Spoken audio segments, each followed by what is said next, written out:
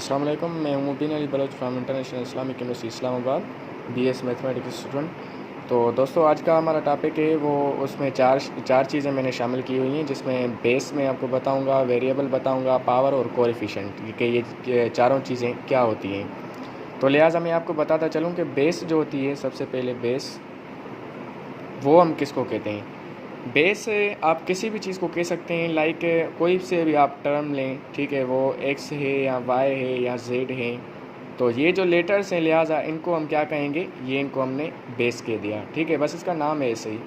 उसके अलावा variable, variable किस चीज़ को कहते हैं, वेरिएबल जो कि जिसकी एक ही वैल्यू, न्यूमेरिक वैल्यू जो है वो सेम ना रहे और वो इंडिविजुअल टू इंडिविजुअल वेरी करे, ठीक है, जो तब्दील होता रहे, बदलता रहे। हमें जिस तरह हम मैथमेटिक्स में हम एक्स यूज़ करते हैं और ए यूज़ करते हैं, B C X Y up to Z, कि जो भी हम चीज़ें यूज़ करते हैं वो वेरीज होती हैं, वो हमें पता नहीं होती कि उनका एक्चुअल वैल्यू क्या होता है। तो लिहाजा इस वजह से हम उसको वेरिएबल कहते हैं। उसके बाद आता है पावर। अभी आप पावर लेंगे कि एक्स पावर 2 लेते हैं, कि ये जो चीज़ इसके हमने ऊपर ले ली, इसको हम कहते हैं पावर, ठीक है, पावर कहते हैं। और इस चीज़ को क्या कहते हैं, हम बेस कहते हैं। उसके बाद आते हैं हमारे पास एक्स का पावर आप कौन सा भी ले सकते हैं, एक्स पावर एन हो, एम हो या जेड हो, up to X Y Z, आप जो भी कह सकते हैं इसको। तो लिहाजा हम इसको पावर कहते हैं। जो भी ज़रूर नहीं है ये कि एक्स के वेरिएबल के ऊपर पावर होना चाहिए, 2 के पावर भी होता है। और इसके अलावा आप वैल्यूज़ का पावर जब बढ़ाएंगे तो पावर बढ़ता जाएगा। तो लिहाजा हम किसी भी चीज़ को पावर दे सकते हैं, ठीक है।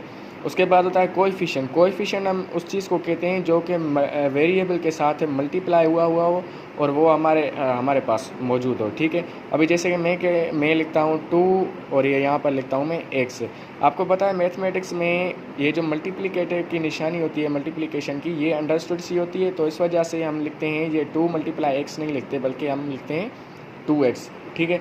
तो यहाँ पर अगर देखा जाए, ये तो वेरिएबल हमने पढ़ लिया, लेकिन ये चीज़ जो होती है इसको हम दरअसल कहते हैं कोएफिशिएंट। तो लिहाजा ये चीज़ आप माइंड में रख लें कि कोएफिशिएंट और वेरिएबल में क्या फ़र्क होता है। और जो कोएफिशिएंट होता है हम इसको कांस्टेंट भी कहते हैं, कांस्टेंट, ठीक है। कांस्टेंट चूँकि इसकी दूसरी वैल्यू नहीं होती, ये अपनी आप की एक ही वैल्यू लेता है। और ये कांस्टेंट होता है इंडिविजुअल इंडिविजुअल, ये तब्दील नहीं होता। और ये जो चीज़ होती है वेरिएबल, वो वेरीज करता है इंडिविजुअल टू इंडिविजुअल, हर किसी की अपनी जगह होती है।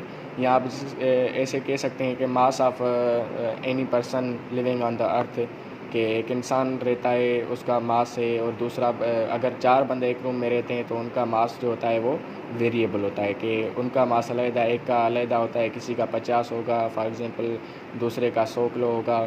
तो लिहाजा ये चीज़ आप जहन में रख लें कि ये बेस, पावर, वेरिएबल और कोएफिशिएंट में क्या फ़र्क होता है।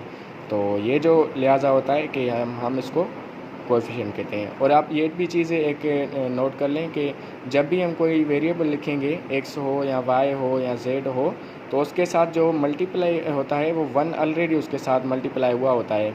क्योंकि आप 1 को किसी भी नंबर के साथ मल्टीप्लाई करेंगे तो उस पर कोई फ़र्क नहीं पड़ता, और ये बाद में 100 रुपये ही होने वाला है, ठीक है। अगर आप 1 को 1 मिलियन के साथ भी आप मल्टीप्लाई देंगे तो वो 1 मिलियन ही होगा, बल्कि उसमें कोई चेंजिंग नहीं आने वाली। तो इस वजह से आप ये चीज़ अंडरस्टूड सी है कि आप जहन में रख लें कि उसको 1 उसके साथ मल्टीप्लाई हुआ होता है ऑलरेडी।